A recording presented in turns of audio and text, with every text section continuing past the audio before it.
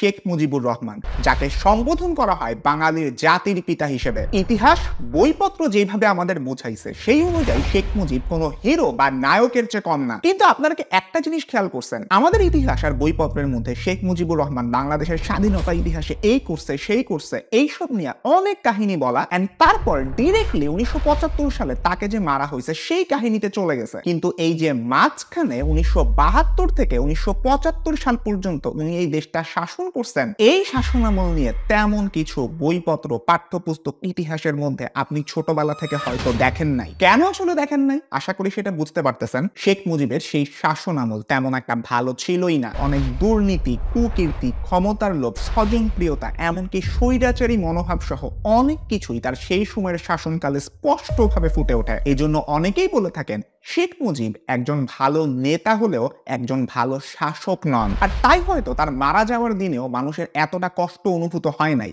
There was no rioting, almost no reaction to Sheikh Mujib's murder because lately he had lost his hold on the country. Sheikh মুজিবের লাশ ওইখানেই ছিল, কেউ উঠাইতে পর্যন্ত যায় নাই। আজকের ভিডিওতে শেখ মুজিবুর রহমানের 1972 থেকে 75 শাসনামলের সকল জিনিস নিয়ে আপনাদের সামনে আলোচনা করব, যেটা এতদিন পর্যন্ত কোনো পাঠ্যপুস্তক বা রেগুলার ইতিহাসে আপনাদেরকে জানতে দেওয়া হয় নাই। এন্ড আশা করি বর্তমানের পদত্যাগকৃত প্রধানমন্ত্রী শেখ হাসিনা আসলে এই স্বৈর শাসনের কুগুণ বা দোষগুলা কার কাছ থেকে ইনহেরিট করছে এই ব্যাপারটা আপনাদের সামনে পরিষ্কার হবে। তো চলুন ভিডিও শুরু করা যাক।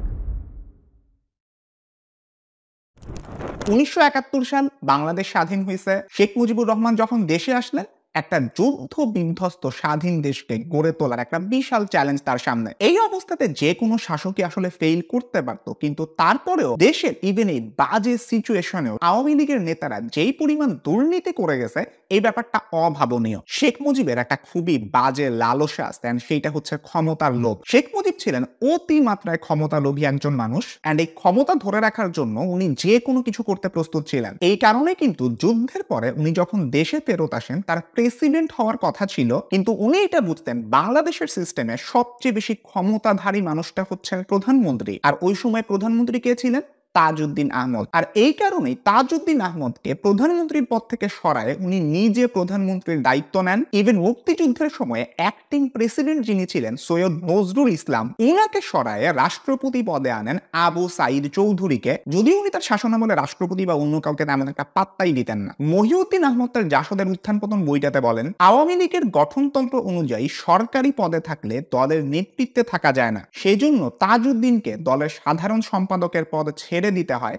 শেখ মুজিব কিন্তু সভাপতির পদ তখনই ছাড়লেন না। আপনি সরকারি একটা দায়িত্বে আছেন, আবার একই সাথে আপনি আওয়ামী লীগেরও সভাপতি, এই দুইটা জিনিস একসাথে কোএক্সিস্ট করতে পারে না, এটা আওয়ামী লীগের গঠনতন্ত্র অনুযায়ী সেই সময়। কিন্তু শেখ মুজিব তখন এটা মানেনি নাই। মুজিবকে নিয়ে জাসদ প্রতিষ্ঠাতা সিরাজুল আলম খানের পর্যবেক্ষণ এইরকম ছিল, বঙ্গবন্ধুর নামে মুক্তিযুদ্ধ হয়েছিল ঠিকই, কিন্তু যুদ্ধ চলাকালীন সময়ের নেতা হলেন তাজউদ্দিন।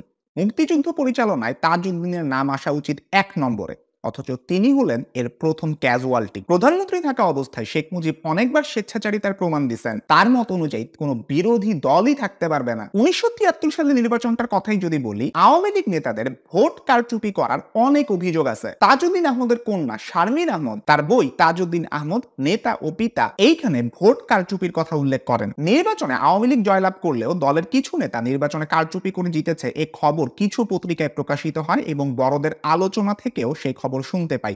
সিলেটের কয়েকটি আসনে কারচুপি এবং কুমিল্লায় খন্দকার মোশতাক চুরি করে জিতেছে, এই খবরগুলো তখন রাজনৈতিক মহলে অজানা ছিল না। এন্ড এই ব্যাপারে শেখ মুজিবের সাথে তার ছেলে শেখ কামালও কিন্তু খুবই অ্যাক্টিভলি জড়িত ছিল। নির্বাচনের দিন সকালে একটা ঘটনা ঘটে। ঢাকা বিশ্ববিদ্যালয় শিক্ষা ও গবেষণা ইনস্টিটিউটের ভোট কেন্দ্রের ভোট দিয়ে ছাত্রলীগের সাধারণ সম্পাদক আফম ও মাহবুবুল হক ও গণকণ্ঠের নির্বাহী সম্পাদক আফতাবউদ্দিন কলা ভবনের একতলায় বারান্দায় রেলিং এর উপরে বসেছিলেন।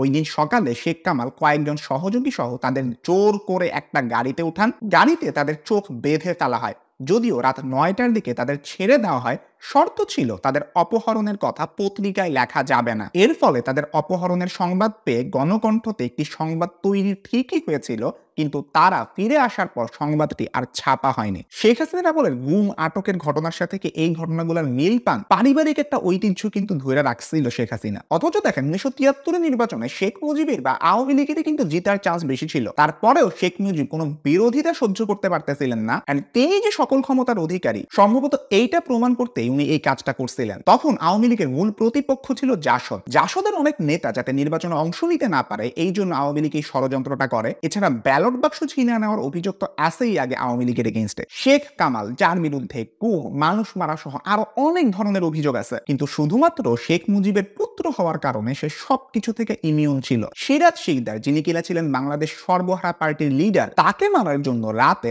অস্ত্র শস্ত্র সাথে নিয়ে মাইক্রোতে করে যাওয়ার কাহিনী তো সবাই জানে। লেখক আহমেদ সফাকে ঢাকার নীলক্ষেতে মারার জন্য দৌড়ানি গেছিল এই শেখ কামালই। আর শেখ হাসিনা তো নিজেই তার ভাইয়ের ব্যাংক ডাকাতির কথা বলে। ঠিক 75 আগে ব্যাপকভাবে মিথ্যা অপপ্রচার, কামালকে তো ব্যাংক ডাকাতি বানালো, মাকে চোর বানালো। অবশ্য হাসিনার মতো এটা অপপ্রচার। কামালের অপকর্ম নিয়ে বলতে গেলে আলাদা একটা কন্টেন্টই হয়ে যাবে। 1973 সালের 3 সেপ্টেম্বর ডাকসু নির্বাচনে শেখ কামালের ব্যালট বাক্স ছিনতাইয়ে লিপ্ত থাকার ইতিহাস রয়েছে। একটা বিশ্ববিদ্যালয়ের ছাত্র সংসদ নির্বাচনে সরকারের বিরোধী কোনো ছাত্র সংগঠন জিতে যাবে এটা মেনে নেওয়ার মতন উদারতা আওয়ামী লীগ সরকারের ছিল না। জাসদ থেকে অভিযোগ করা হয় সিদ্ধান্ত কেন্দ্রীয় পর্যায়ে নেওয়া হয়েছিল। ঢাকা বিশ্ববিদ্যালয়ের উপাচার্য অধ্যাপক মুজাফফর আহমেদ চৌধুরীর কাছে অভিযোগ জানালে তিনি কোন রকম ব্যবস্থা নিতে অপারগতা প্রকাশ করেন। মানে এই যে ব্যালট বাক্স ছিনতাই হয়েছে এটার এগেইনস্টে ঢাকা বিশ্ববিদ্যালয়ের তৎকালীন ভিসি কোনো ব্যবস্থা নেবেন না এটা বইলা দিয়েছেন। কিছুদিনের মধ্যে তিনি একজন টেকনোক্র্যাট মন্ত্রী হিসেবে সরকারে যোগ দেন এবং শিক্ষা মন্ত্রণালয়